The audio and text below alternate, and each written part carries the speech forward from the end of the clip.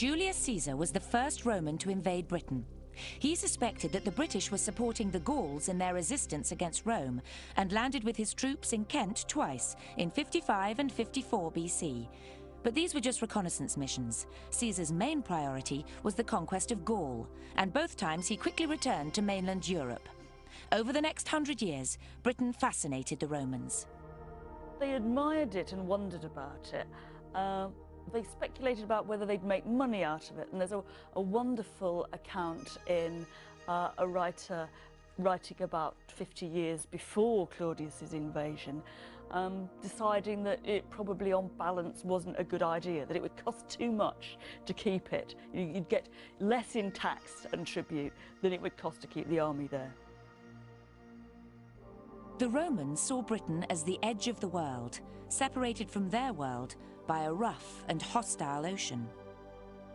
But in 43 AD, Emperor Claudius decided that an invasion was feasible. Only 2 years earlier, he, a minor member of the imperial family, had been declared emperor by the army.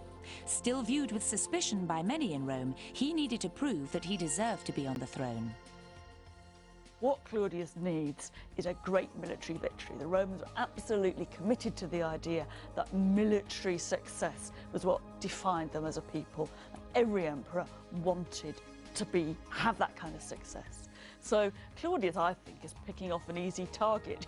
I've got to conquer something. What's it going to be? And Britain fits the bill. The invasion of Britain under Aulus Plautius was successful. Any resistance was crushed by the Roman troops, like this Briton hiding away from a Roman cavalry horse. Claudius celebrated his triumph with a procession through Rome and with the construction of a triumphal arch. Under Aulus Plautius, the Romans occupied southern England, East Anglia and the Midlands. The new province was protected by a series of forts connected by a military road, the Fosse Way. Modern roads still follow long sections of the Fosse Way between Exeter and Lincoln. Over the next 40 years, the Romans gradually increased their territory, occupying Wales and Yorkshire. By the early 80s AD, they had reached Scotland.